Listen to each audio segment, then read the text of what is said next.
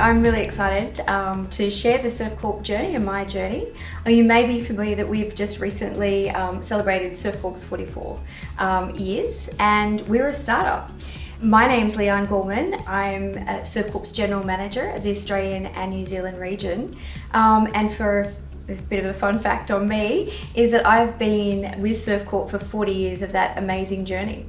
I think what we even tend to forget ourselves, and so many people don't understand, is Servcorp was a startup in 1978. So actually here in the MLC Centre, we started with a quarter of the floor as a startup. So having the success of an Aussie company now gone global is something to really be proud of.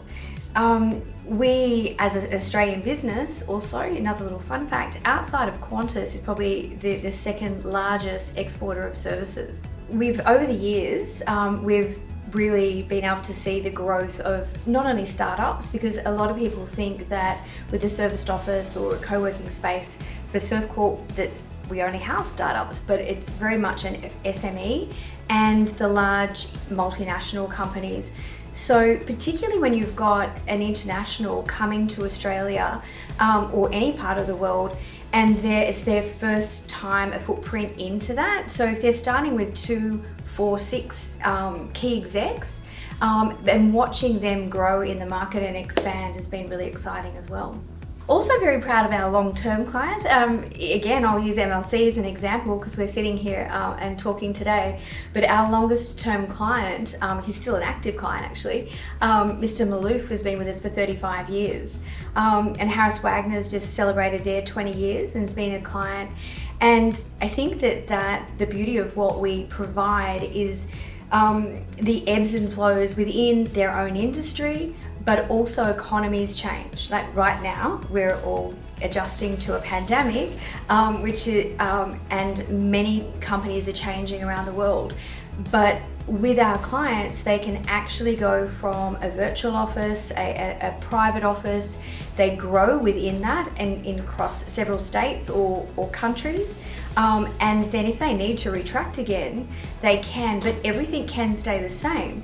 So their addresses and phone answering and the support team around them is always there and is very, so therefore the consistency of their brand and their image out to the market can also still remain very solid.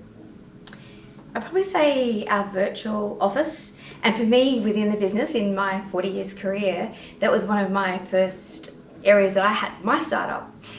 Starting with 0 clients. So back 30 years ago, it was convincing everybody how we could support them while they were, entrepreneurial, working from home, and explaining to people what I did. And now, look, the whole world is moving to the work from home model.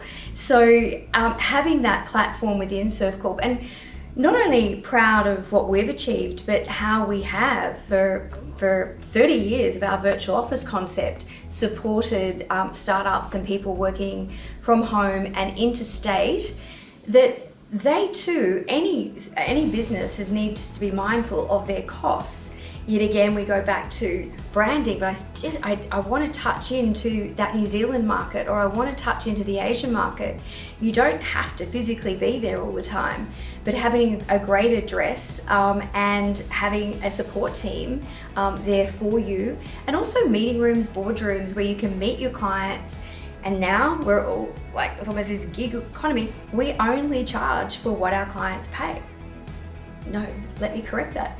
We only charge for what our clients use, and therefore it's a pay-as-you-use model. So also with our virtual concept, when we started that, we started planting trees. So for every virtual office that we sell, we plant a tree. So I think that for us, that's something that we're really proud of. The Servcorp forest has grown, very large over the years, and I think that was a foresight of our CEO also, because we did that way before climate change was on the tip of everyone's concern. I do very clearly remember us, Servcorp, trying to break in many years ago now to the Japan market and convincing landlords that the concept was going to work. And now we look at our Japan business, which is a complete success story for Servcorp, and the growth there. And that was very similar to our expanding into the Middle East. And I reflect back on that now and breaking into markets internationally. And again, a reminder to our Australian clients is that through Servcorp and how that is an easy stepping stone, that when you utilize a Servcorp office, whether it be here in Sydney, Melbourne, Brisbane, etc., you then want to break out into Asia or the Middle East, Europe, everything can remain the same for you within a Servcorp environment. I think we were very fortunate that we invested and were really passionate about IT many years ago, and that platform has not only been very helpful for our growth, but definitely our clients. So the systems across the Servcorp globe are the same. So the IT, we have our own in-house IT team of over 100 and who support our floors and also our clients' businesses. So again, the likes of large internationals, the Fortune 500s, their expectation of speed and security around their IT, as you can imagine, but also our startups and SMEs benefit from that. It is simple things like even having your phone answered in your company name and transferred through to you wherever you are in the world. That is a really unique service. And there's a lot of businesses out there that have unfortunately had to, various circumstances, cut some of their front of house or their support team out of their business. And it is, like here in Australia, you're almost looking at every human that you hire as a $6,000, $7,000 resource. Now, if you can outsource that, and that's what we do, we provide that service for them automatically. And through our IT support, absolutely supports their business brilliantly. I think they're a pre-pandemic. Part of that drive that we foresee is that there was definitely the excitement of startups and many economies around the globe very much investing in startups and entrepreneurship. That was really exciting. I guess part of the birth of co-working is space in so many countries is at a premium, and you pay for it. So therefore, sharing space and having a dedicated desk, a hot desk, etc., became the new norm even pre-pandemic.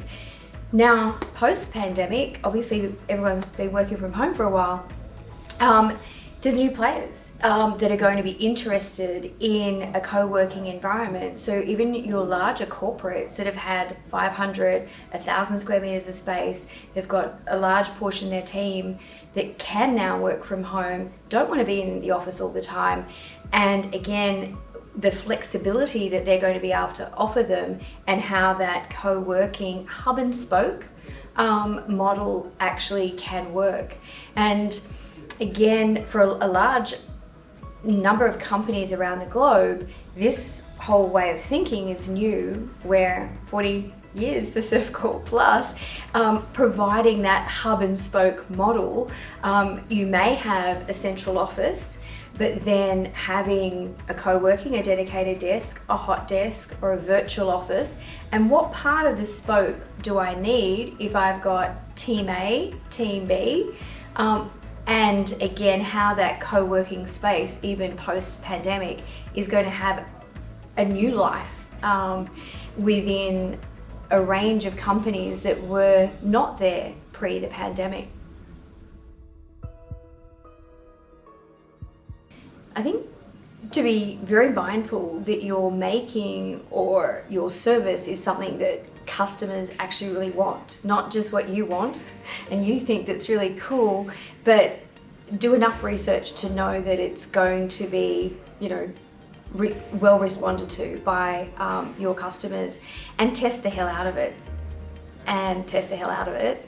I think that, having an amazing vision and dream, but also the words that are now in our vocab every day, flexibility, being able to pivot and being able to being agile is something that is got to be built into everybody's strategy, is really, really important. And having that the vision, think big, but act small with the way you run the business. Put really good systems in place, but don't lose the dream. We've definitely, witnessed the emerge of e-commerce and AI, certainly over the last 12 months. And I think not only those industries, but many others, is that attracting talent and keeping talent. And that's going to be the mastery of so many businesses now. And to do that is that environment in which they do choose to come and work. And maybe it's on a full-time basis, but when they come in, having that collaboration piece. And if you are running businesses right now, it's almost that seesaw of serious business focus and balancing it with fun as well. But there's also that piece that we're all navigating, and it's the uncertainty in which we're working with around the globe. I mean, just recently, the cancellation of the Olympics. So again, that all comes back to flexibility. We've got to work in environments that provide us and support us, but the flexibility piece is so important.